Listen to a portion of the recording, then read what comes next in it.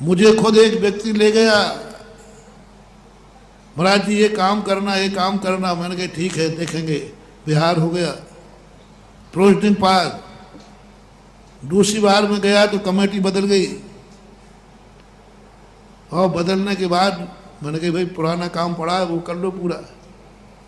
उसी व्यक्ति ने जाकर FIR लिखाई, और कोई वहां पहुंच गया, बोले साहब वहाँ अनर्थ हो रहा है, वहाँ मंदिर टूट रहा है, वहाँ ये हो रहा पता नहीं क्या, वहाँ पर बहुत ज़्यादा पता नहीं क्या क्या वहाँ का पुराना माल गायब कर दिया, पुराना तोड़ दिया। एक बहुत खूब जम के रिपोर्ट लिखाई। कलेक्टर SP साहब को थोड़ी सी अकल आई, उन्होंने कह दिया जाओ वहाँ तुरंत स्टे दिया जाए। तो उन्होंने कहा पहले देखो तो सही कि कौन इतना दहाड़े ऐसा काम कर रहा है, और कमेटी का व्यक्ति। तो उन्होंने कहा कौन है वहाँ? बोले वहाँ महाराज जी हैं, उनके निर्देशन में कमेटी काम कर रही है। कलेक्टर ने कहा सुधा से कहती है। उसने तुरंत SP को कहा कि भैया पुलिस तो नहीं भेज दी तूने वहाँ, गड़बड़ मत कर देना, मामला कुछ उल्टा है, अपन दोनों के चलना पड़ेगा। फिर दोनों मेरे पास आए, बोले महाराज जी क्या कर रहे हैं आप, देखो ये FIR लिखी है। मैंने कि किसने लिखा है? बोले फलाना ने। मैंने रजिस्टर मंगाया, मैंने कि उसी के समय पे प्रोसीडिंग में पास हुआ था। कलेक्टर कह रहे उसी के समय में, उसको बुलाया, बोले भाई ये तुम्हें पास। बोले सवाल काम का नहीं है, सवाल उसका है जिसके कार्यकाल में हो रहा है उससे हमारी, क्योंकि नगर पालिका के पार्षद के चुनाव में मेरे विरोध में खड़े हुए थे। अब बोलो भाई, मैं स्तब्ध रह गया। मैंने कि भाई तब से मैंने जान लिया, अब मैं तुम्हारी मेहनत पर बिल्कुल भी तरस नहीं आता। तुम इतने उपकार कर रहे हो, मुझे कोई तरस नहीं आता, क्योंकि तुम सब आजीविका के लिए कर रहे हो। तरस नहीं आता। डॉक्टर इतनी मेहनत कर रहा, मुझे तरस नहीं आता।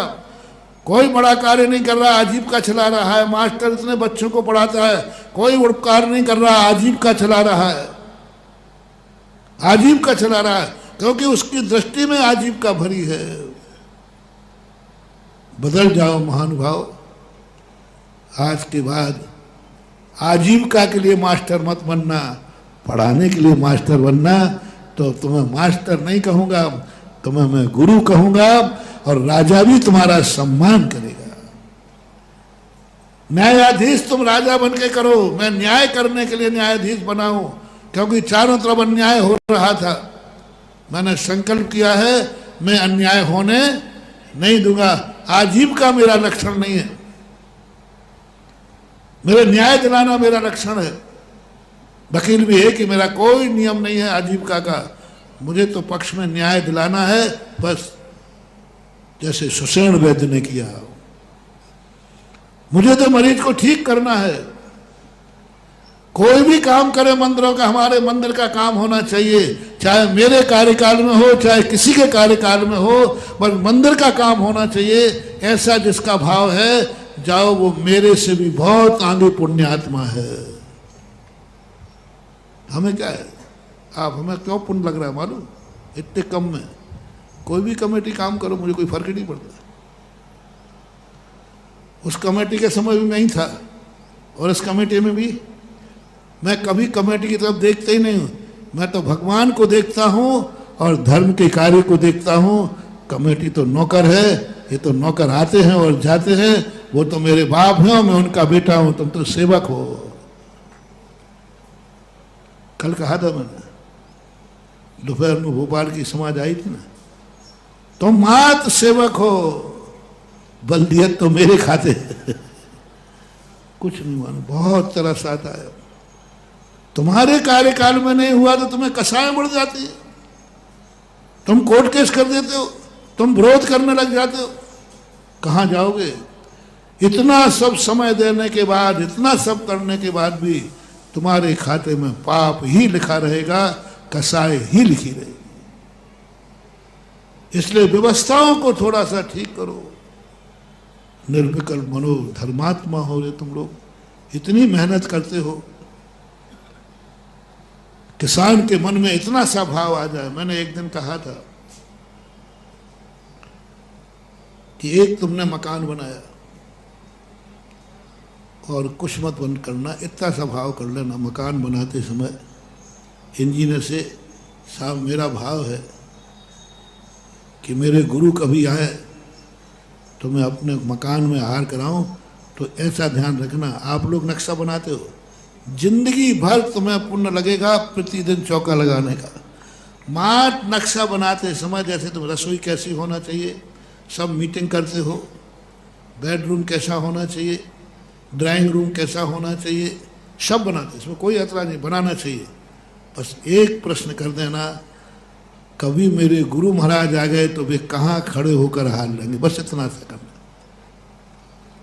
पर नक्शे में बनाते समय वो कहाँ खड़े होंगे ये बताओ पहले। धर्म में कोई एक सदस्य प्रश्न उठा दे, महाराज आ गए तो वो कहाँ खड़े होंगे, हमने सब व्यवस्थाएं तो बना ली, हमारे जीने पर महाराज आएंगे और लाइट नहीं जलेगी तो क्या अंधेरा में वो आ सकेंगे? जीना तो तुमने बनाया ही लाइट, लेकिन महाराज के जाते समय लाइट नहीं रही तो कैसे जाएंगे वो? इंजीनियर से डिस्कशन करो, तुमने फर्नीचर फिट कर दिया, मेरे महाराज खड़े कहाँ होंगे? उजेला उनको कहाँ से आएगा? और देखने वाले कहाँ खड़े होंगे? इतना सा तुम नक्शा बनाते समय विकल्प कर लेना, पूरी जिंदगी भर प्रतिदिन आहार देने का पुण्य तुम्हारे खाते मिलेगा। जब तक तुम उस मकान में रहोगे, जब तुम्हारे बाद है तुमने इतने सालों तक प्रतिदिन महाराज को आहार दिया, बोले भैया मैंने कब दिया? इतने दिन तो अशोकनगर में महाराज ही नहीं रहे। बोले रहे, मकान बनाते समय तुमने संकल्प क्या किया था? बस इतना सा है, किसान इतनी कर ले वे कि आज जो मैं किसान कर रहा हूं मेरी आजीविका नहीं है, मेरे अन्न से शायद सारा जगत पलेगा और मेरे अन्न की रोटी से शायद मुनिराज की भी जिंदगी बचेगी। इतना लक्ष्य बदल दे, आजीविका तो मिलेगी ही मिलेगी। उद्देश्य बदलना है। जय जिनेंद्र, अगर आपको मेरी वीडियो अच्छी लगती है तो प्लीज़ मेरे चैनल को लाइक करें, शेयर करें और सब्सक्राइब करें। Thank you.